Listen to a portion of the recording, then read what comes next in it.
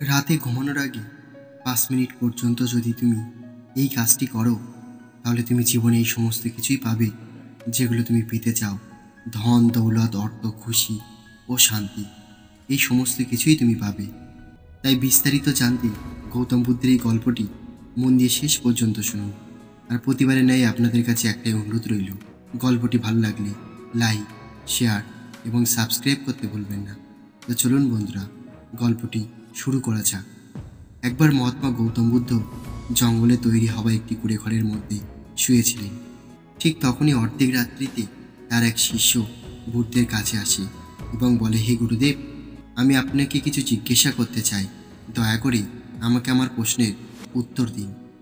বুদ্ধ উঠে বসেন এবং বললেন, অবশ্যই, বলো তুমি কি জিজ্ঞাসা করতে চাও। আমি দেখেছি যে তুমি কয়েকদিন ধরে খুবই অস্বস্তিতে আছো। তখন এই শিষ্য বলে, হে গুরুদেব, আপনার এই চিন্তামুক্ত জীবন এবং আপনার চেহারায় ফুটে ওঠা এই অসীম শান্তির রহস্য কি আমি জানতে চাই। যে আপনি সবসময় কিভাবে খুশিতে থাকেন, আপনার কখনো চিন্তা হয় না, আপনি কি কখনো দুঃখী হন না, আপনি এতটা চিন্তামুক্ত হয়ে কিভাবে ঘুমান। তখন মহাত্মা বুদ্ধ বলেন, এখন আমি যেটা তোমাকে বলতে চলেছি সেটা খুবই মন দিয়ে শোনো এবং এই জিনিসটি প্রতিদিন ঘুমানোর আগে ৫ মিনিট পর্যন্ত করবে। শিষ্য জিজ্ঞাসা করে, হে গুরুদেব, এটা আসলে ঘুমানোর আগেই কেন করতে হবে, আর ৫ মিনিট পর্যন্তই কেন করতে হবে। বুদ্ধ বলেন, আমার কথাগুলো খুবই মন দিয়ে শোনো, কারণ এই কথাগুলো তোমার জীবনকে পরিবর্তন করে দিতে পারে। রাতে ঘুমানোর আগে ৫ মিনিট পর্যন্ত যদি তুমি এই কাজটি করো, তাহলে তুমি জীবনে এই সমস্ত কিছুই পাবে যেগুলো তুমি পেতে চাও। ধন, দৌলত, অর্থ, খুশি ও শান্তি, এই সমস্ত কিছুই তুমি পাবে। কিন্তু এর জন্য শুধু এটাই নিয়ম যে এই কাজটি তোমাকে করতে হবে। শিষ্য বলে, ঠিক আছে গুরুদেব, আপনি যেটা বলবেন আমি সেটাই সম্পূর্ণ মন দিয়ে করব। এরপর বুদ্ধ বলেন, ঠিক আছে, তাহলে তুমি আমার কথাগুলোকে খুবই মন দিয়ে শোনো। আজ আমি তোমাকে মন ও মস্তিষ্কের শক্তির ব্যাপারে অবগত করাতে চলেছি, যে তোমার মন ও মস্তিষ্কের মধ্যে কত শক্তি আছে। যদি আমি তোমাকে বলি যে এই ব্রহ্মাণ্ডে সবথেকে মহান ও সবথেকে অমূল্য শক্তিশালী যদি কোনো বস্তু আছে, তাহলে সেটা হলো তোমার মন ও মস্তিষ্ক। কাজ করার দিক দিয়ে আমাদের মন ও মস্তিষ্কে দুটি ভাগ আছে। প্রথম হলো চেতন মন, আর দ্বিতীয় হলো অবচেতন মন। চেতন মন আমাদের নিয়ন্ত্রণে থাকে। আমরা জেগে জেগে যা কিছুই দেখতে, শুনতে, বুঝতে পারি সেটা চেতন মনের জন্যই পারি। কিন্তু যখন আমরা ঘুমিয়ে পড়ি, তখন এই চেতন মনও ঘুমিয়ে পড়ে। অপরদিকে অবচেতন মন আমাদের নিয়ন্ত্রণে থাকে না। যখন আমরা ঘুমিয়ে পড়ি, তখন এই অবচেতন মন জেগে থাকে। ভালো মন্দ, স্বপ্ন ইত্যাদি এর জন্যই আছে। চেতন মন ও অবচেতন মনকে একটি উদাহরণ দ্বারা বোঝা যেতে পারে। যখনই কোনো ব্যক্তি প্রথমবার গাড়ি চালানো শেখে, তখন তাকে ওই গাড়িকে খুবই মন দিয়ে নিয়ন্ত্রণ করতে হয়। শুরুতে সে নিয়ন্ত্রণ করতে পারে না, আর একটু ভয়ও থাকে। কিন্তু কিছুদিন পর যখন সে গাড়ি চালানো শিখে যায়, তখন থেকে গাড়িকে নিয়ন্ত্রণ করার জন্য একটুকু ভাবার দরকার পড়ে না। তখন গাড়ি নিজে নিজে নিয়ন্ত্রিত হয়ে যায়। এরপর তো কোনো কোনো ব্যক্তি নিজের বন্ধুদের সঙ্গে গল্প করতে করতে কিংবা অন্য কোনো কাজ করতে করতেও গাড়ি চালিয়ে ফেলে। এমনটা কেন হয়? শুরুতে যখন কোনো ব্যক্তি প্রথমবার গাড়ি চালানো শেখে, তখন সে চেতন মনকে ব্যবহার করে ওই কাজটি করে। কিন্তু যখন সে বারবার ওই গাড়িকে চালানো অভ্যাস করে, তখন এই অনুভব তার মাথার মধ্যে একত্রিত হতে শুরু করে এবং ধীরে ধীরে অবচেতন মন এই চেতন মনের জায়গা নিয়ে নেয়। অর্থাৎ ধীরে ধীরে এই কাজটি অবচেতন মনে বসে যায়। আমাদের অবচেতন মন নিজে নিজে স্বাধীনভাবে কাজ করে চলে।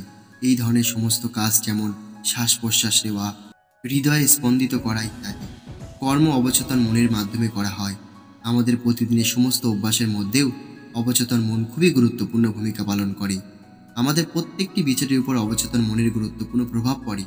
এটা বলতে পারেন যে আমরা যা কিছুই চিন্তাভাবনা করি, যা কিছুই বলি, তার দ্বারাই আমাদের অবচেতন মনের প্রোগ্রামিং হয়ে পড়ে। এরপর পরবর্তীকালে অবচেতন মন ওই কাজগুলোকে ধীরে ধীরে নিয়ন্ত্রিত করতে থাকে। আমাদের যে কোনো অভ্যাস ও ধারণাও এইভাবেই নির্মাণ হয়। এরপর পরবর্তীকালে ওই অভ্যাস সুপরিকল্পিতভাবে অবচেতন মনের দ্বারা নিয়ন্ত্রিত হয়। এটা আমাদের উপর নির্ভর করে যে আমরা নিজেদের অবচেতন মনকে কিভাবে চালাবো। একবার প্রোগ্রামিং হয়ে যাওয়ার পর অবচেতন মন ওই অনুসারেই কাজ করে চলে, তাতে ওই কাজটি সঠিক হোক কিংবা ভুল। চেতন মনকে বিচারের প্রহরীও বলা হয়। আসলে আমাদের সমস্ত বিচার একটি বীজের মতো, আর আমাদের অবচেতন মন একটি বাগানের মতো। আমাদের চেতন মন এটা নির্ধারণ করে যে আমাদের অবচেতন মনের মধ্যে কোন বীজ বপন করতে হবে আর কোনটা নয়। আমরা কখনো কখনো নিজের অজান্তেই ভুল প্রোগ্রামিং করে ফেলি। যেমন যদি আমি আজ এটা ভাবি যে আজ আমি এই কাজটি করব না, কাল করব, তাহলে এই ছোট্ট একটি বিচার ধীরে ধীরে আমার যে কোনো কাজকে করা কালকের দিকে ঠেলে দেওয়ার অভ্যাসে পরিণত হয়ে তুলবে। এই সমস্ত কিছু শোনার পর ওই শিষ্য বুদ্ধকে জিজ্ঞাসা করে, কিন্তু এটাকে ঘুমাতে যাওয়ার আগে করার তাৎপর্য কী, এবং এই 5টা মিনিট পর্যন্ত আমাদের কি করতে হবে, আর সবথেকে বড় কথা চিন্তামুক্ত থাকার রহস্যটাই বাকি, আপনি আমাকে সেটা বলুন। তখন মহাত্মা বুদ্ধ বলেন, যে কোনো জিনিসকে খুব তাড়াতাড়ি শেখা মানুষকে ভুল তথ্য দেয়, আর ভুল তথ্য কোনো কাজে লাগে না। এই জন্য ধৈর্যের সঙ্গে যে কোনো কথাকে শোনার অভ্যাস তৈরি করো। বুদ্ধ বলেন, তুমি কি জানো যে আমাদের চেতন মন আমাদের মস্তিষ্কে শুধুমাত্র 10% ব্যবহার করে। অপরদিকে তোমার অনুভব, বিশ্বাস, ক্ষমতা, খুশি, আনন্দ, স্মৃতি আর অনেক কিছু যেগুলো নিজে নিজেই চলতে থাকে, যেমন শ্বাস প্রশ্বাস নেওয়া, কোনো কিছুকে দেখা, চোখের পলক ফেলা ইত্যাদি। এই সমস্ত কিছু তোমার অবচেতন মন নিয়ন্ত্রণ করে। এই অবচেতন মন তোমার মস্তিষ্কে প্রায় 90%কে ব্যবহার করে। তোমার অবচেতন মনের প্রসেসিং পাওয়ার প্রায় 50 মিলিয়ন বিট পার সেকেন্ড হয়ে থাকে, অর্থাৎ চেতন মন থেকে কয়েক লাখ গুণ বেশি হয়ে থাকে। এই অবচেতন মনের মধ্যে এতটা শক্তি থাকে যে এটা এই ব্রহ্মাণ্ডে অনন্ত সম্ভাবনাকে খুব সহজে হাল করে দিতে পারে। মহাত্মা বুদ্ধ বলেন, জীবনে একটা কথা সবসময় মনে রাখবে, তুমি আজ যেমনই হও না কেন, যা কিছুই হও না কেন, সেটা শুধুমাত্র নিজের সোচের জন্য, নিজের চিন্তা ভাবনার জন্য। তুমি তোমার মস্তিষ্ককে যেমন কথা বলো, যেমন জিনিস দেখাও আর যেমন চিন্তা ভাবনা করো, তুমি ঠিক তেমনটাই হয়ে ওঠো, আর তেমনই তোমার জীবনও হয়ে ওঠে। আর এই কারণের জন্যই তোমার মন সুখ, দুঃখ, শান্তি এই সমস্ত কিছু পায়, আবার এই সমস্ত কিছু হারিয়েও যায়। এই জন্য নিজেকে সঠিক দিশা দেওয়া খুবই জরুরি। তুমি কি কখনো এমনটা অনুভব করেছো যে যখন তুমি ঘুমাও তখন তুমি অন্য কিছু ঘটনার ব্যাপারে স্বপ্ন দেখো, যেটা তুমি ঘুমানোর কয়েক মিনিট আগে ভেবেছো বা বলেছো বা দেখেছো কিংবা শুনেছো? তোমার সঙ্গে কি এমন কিছু অনুভব হয়েছে? শিষ্য বলে, হ্যাঁ গুরুদেব, আমার সঙ্গে এমনটা হয়েছে। ঘুমানোর আগে যখন আমরা অর্ধেক ঘুমাই আর অর্ধেক জেগে থাকা অবস্থায় থাকি, তখন আমরা তৈরি থাকি নিজের অবচেতন মনে ওই সমস্ত বিচারগুলিকে প্রবেশ করাতে, যেগুলো আমরা নিজেদের জীবনে প্রদর্শিত করতে চাই। তখন তুমি যা কিছু ভাবো, যা কিছুই বিচার নিজের মনের মধ্যে আনবে, আর যে বিচারকে সঙ্গে নিয়ে তুমি রাত্রে ঘুমানোর চেষ্টা করবে, ওই সমস্ত বিচারকে, ওই সমস্ত আশা আকাঙ্ক্ষাকে তোমার মস্তিষ্ক, তোমার মন পূরণ করার চেষ্টা করবে। এই জন্য ঘুমানোর ঠিক আগে সবসময় ভালো কিছু ভাবার চেষ্টা করো। এই সমস্ত জিনিসগুলোর ব্যাপারে, যেগুলোর ব্যাপারে আমরা স্বপ্ন দেখি, যেগুলো আমরা আমাদের জীবনে সত্যি করার চেষ্টা করি, এই ধরনের কিছু ইতিবাচক বিচার ঠিক এই সময় আমাদের অবচেতন মনে সোজাসুজি প্রবেশ করাতে পারি। এর জন্য 2টি পদ্ধতি আছে। সবথেকে প্রথম পদ্ধতি হলো, তুমি ঘুমানোর ঠিক আগে শুধুমাত্র এই জিনিসগুলোর ব্যাপারে ভাবো যেগুলো তোমাকে শান্তি দেয়, যেগুলোতে তোমার মন একদম হালকা হয়ে যায়, এবং চোখ বন্ধ করে তুমি এটা ভাবো যে আজকের সম্পূর্ণ দিন কাটিয়ে আমি সব সময়ের মতো আজকের সর্বশেষ এই 5 মিনিট আমি নিজেকে দিচ্ছি। আমি সবথেকে প্রথমে তাদেরকে ক্ষমা করে দিচ্ছি যারা আজ আমার উপর ক্রোধিত হয়েছে। আমি তাদের সবাইকে ক্ষমা করে দিচ্ছি যারা বদলে গেছে। আমি ওই সমস্ত আশা ভরসাকে নিজের থেকে আলাদা করে দিচ্ছি যেগুলো অন্য কোনো মানুষের উপর নির্ভর করে আছে।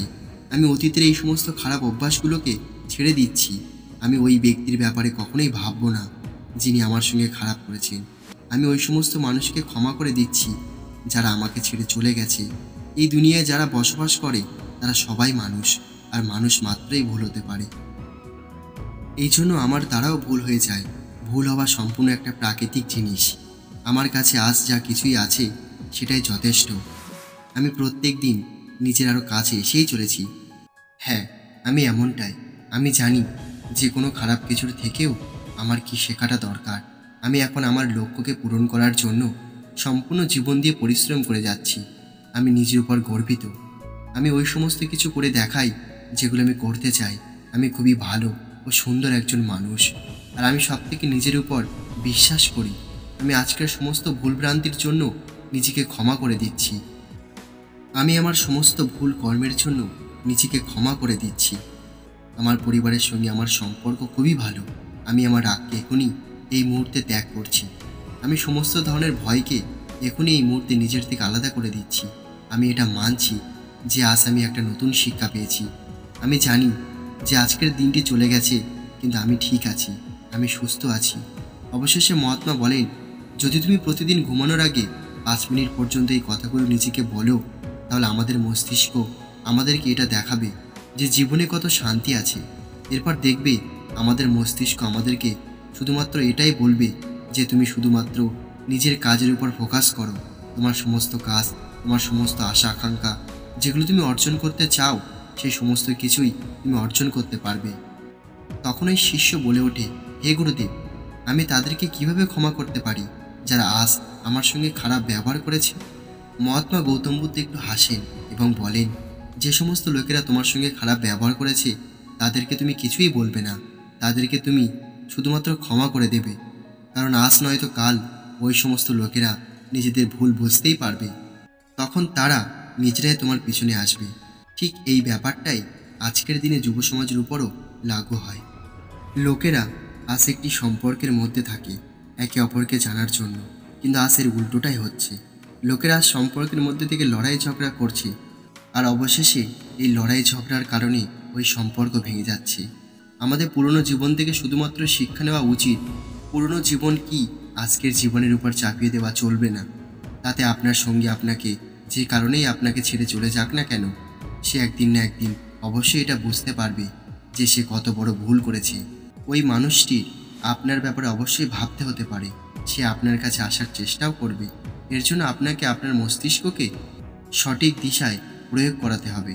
তাই বন্ধুরা, আপনাকে আপনার কেটে যাওয়া অতীতের ব্যাপারে কখনোই চিন্তা ভাবনা করা উচিত নয়। যেটা হয়ে গেছে ওই ভুলকে স্বীকার করুন এবং আগামী ভবিষ্যতের দিকে এগিয়ে চলুন। নিজের জীবনকে একটি নতুন দিশা দিন, নিজের মস্তিষ্কের শক্তিকে 100% ব্যবহার করুন, আর ওই সমস্ত জিনিসকে অর্জন করুন যেগুলো আপনি অর্জন করতে চান। মহাত্মা বুদ্ধের এই সমস্ত কথাগুলি শুনে ওই শিষ্য ওনাকে ধন্যবাদ জানায়। এরপর মহাত্মা বুদ্ধকে প্রণাম করে সেখান থেকে চলে যায়। তো বন্ধুরা, আশা করি এই ছোট্ট গল্পটি থেকে আপনি কিছু শিখতে পেরেছেন, আর আপনি যেটুকুই শিখেছেন তা কমেন্ট করে অবশ্যই আমাদের জানাবেন। আর গল্পটি ভালো লাগলে লাইক, শেয়ার এবং সাবস্ক্রাইব করতে ভুলবেন না। আর গল্পটি শেষ পর্যন্ত শোনার জন্য আপনাদের অসংখ্য ধন্যবাদ জানাই।